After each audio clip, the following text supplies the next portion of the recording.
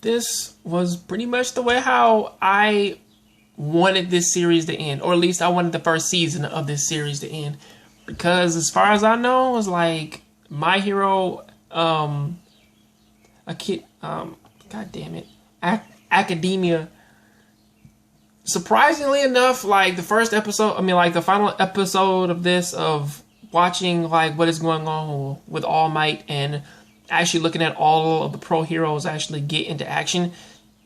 Surprisingly enough, that shit almost brought a tear to my eye because for one of these guys to almost, for the students, I still give them credit for saying like, okay, they actually have enough power and enough standing to go up against all these like pro villains. But when it boils right down to it, though, it's like, even though like the best 5 in the class actually did stand with All Might, when the pro heroes came, everything changed. Especially that wild gunman, the one man with the handgun who can like shoot people just from the entrance alone, and was taking down so many people. It's like, it made the heroes seem like that they weren't. The pro heroes, it made them seem like that they were nothing to mess around with.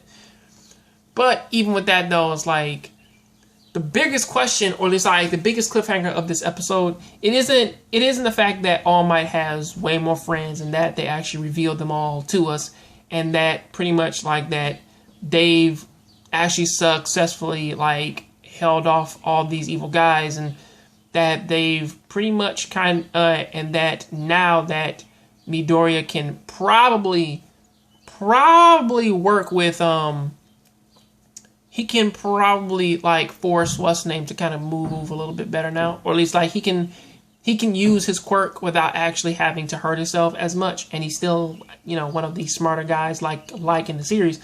But still, you look at that and it's like, what's going on with that?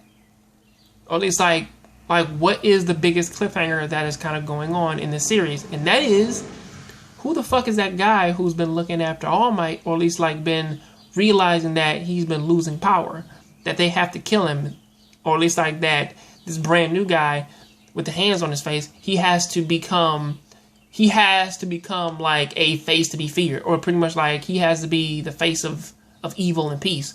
Because again, as I believe that what they said like earlier on in this series is that heroes outclass the villains.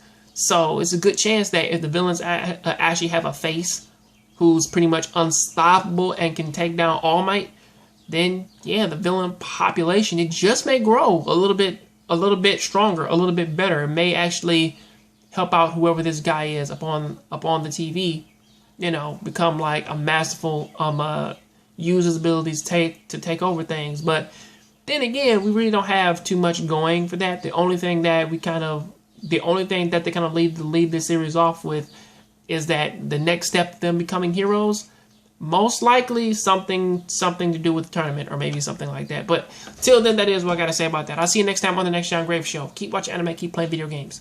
I'm out.